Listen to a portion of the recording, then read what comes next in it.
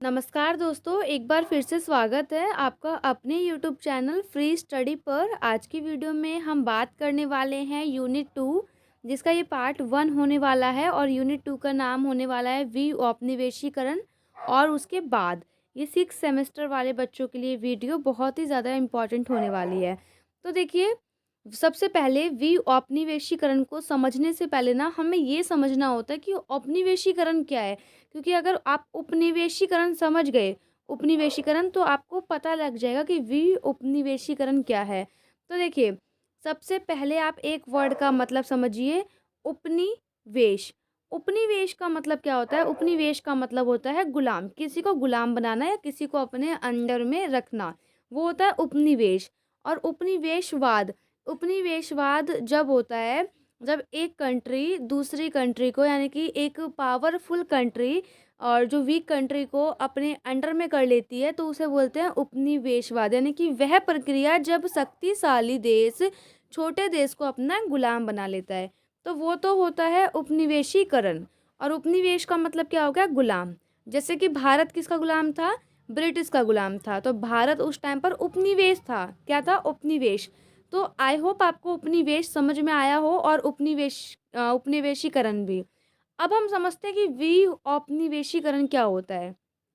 देखिए, अगर इसके आगे वी लग जाता है ना, तो ये पूरा का पूरा अपोजिट हो जाता है। उपनिवेशीकरण का पूरा अपोजिट हो जाता है।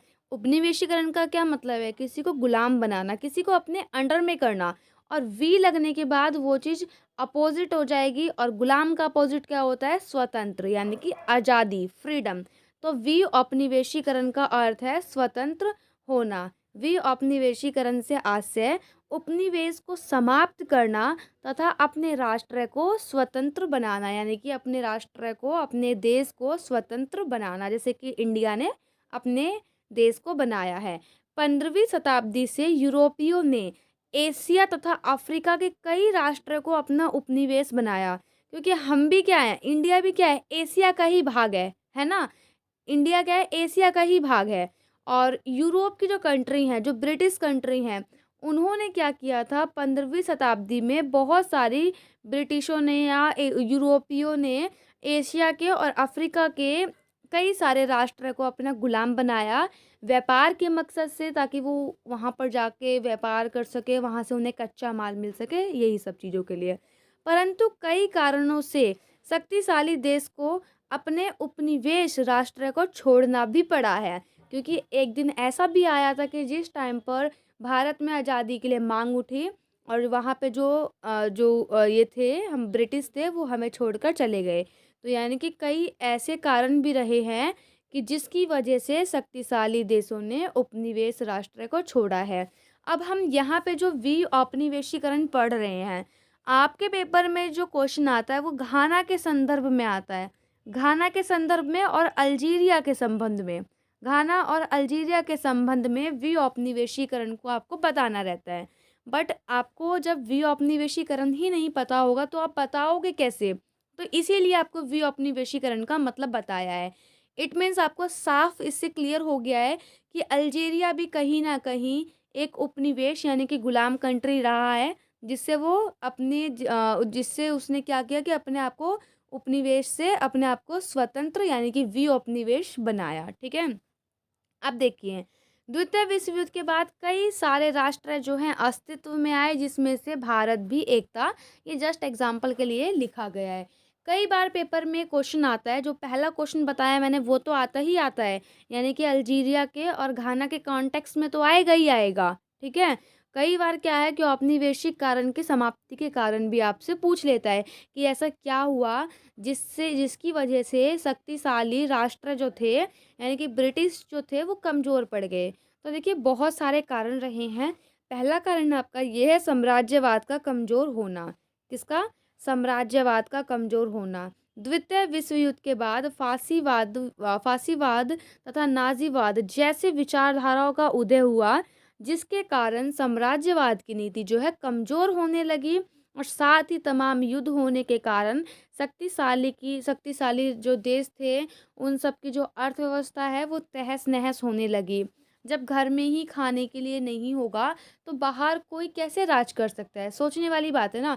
जब घर में ही अपने खाने के लिए नहीं है, तो बाहर क्या तुम किसी को अपना वो दिखा सकते हो कि भाई मैं ये, मैं अमीर, मैं वो फलाना, मैं ढिकाना?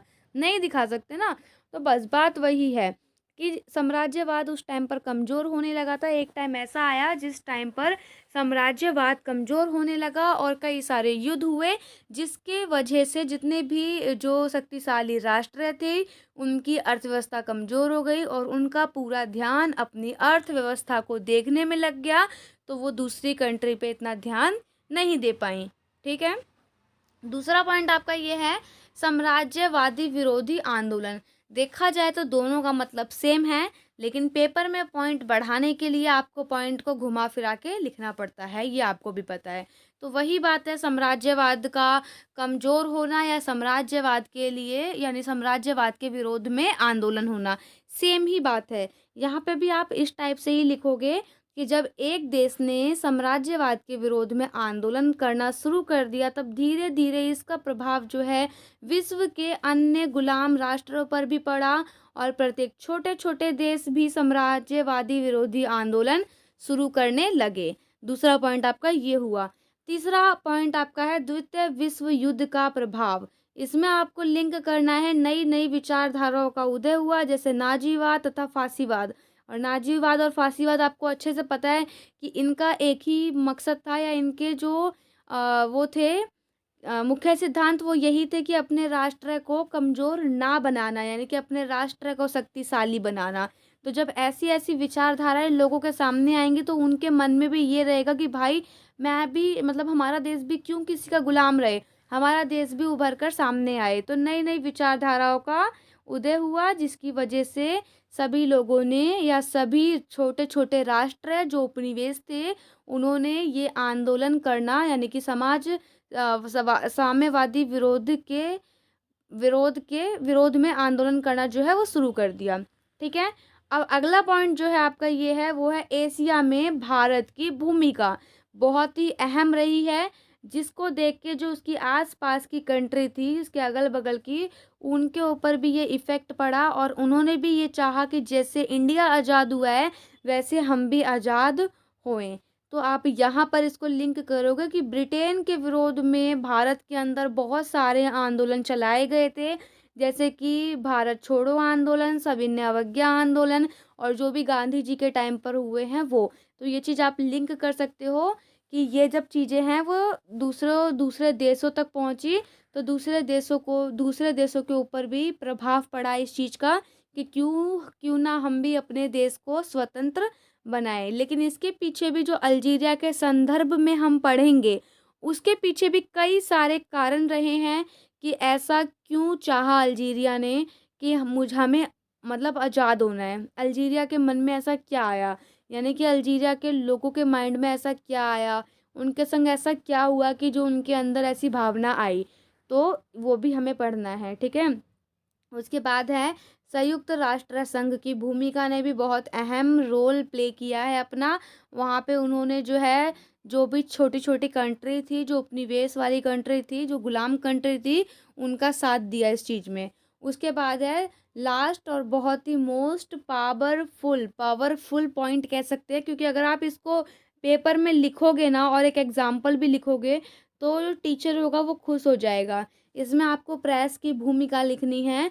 प्रेस की भूमिका का मतलब होता है न्यूज़पेपर, रेडियो, टीवी, न्यूज़, इन सब के माध्यम से जो स्वतंत्रता है उसके लिए प्रचार प्रसार हुआ। भारत में जो भी आंदोलन हुए वो दूसरे दूसरे देशों में बताए गए कि यहाँ पे ये आंदोलन हो रहा है इस टाइप से।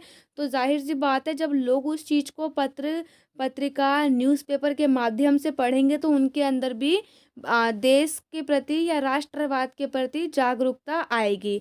तो यही कुछ रीज़न रहे हैं जिसकी वजह से विऔपनिवेशीकरण धीरे धीरे स्टार्ट हुआ, यानी कि जो छोटे छोटे राष्ट्र थे, जो गुलाम राष्ट्र थे, वो धीरे धीरे आज़ादी की ओर बढ़े।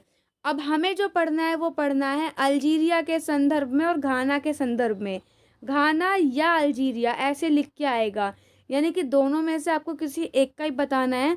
तो आप अल्जीरिया का ही बताना, क्योंकि आपकी जो बुक है सोल की, उसमें अल्जीरिया के बारे में ही बताया गया है। तो आप भी अल्जीरिया को ही अपने यहाँ जो है रखना कि मुझे अल्जीरिया के बारे में ही बताना है। तो अल्जीरिया के बारे में हम पढ़ेंगे अपनी नेक्स्ट वीडियो में। अगर आपको वीडियो पसंद आई हो तो कमेंट, सब्सक्राइब, लाइक करना ना भूलें। मिलते हैं नेक्स्ट वीडियो में, तब तक के लिए जय हिंद, जय भारत।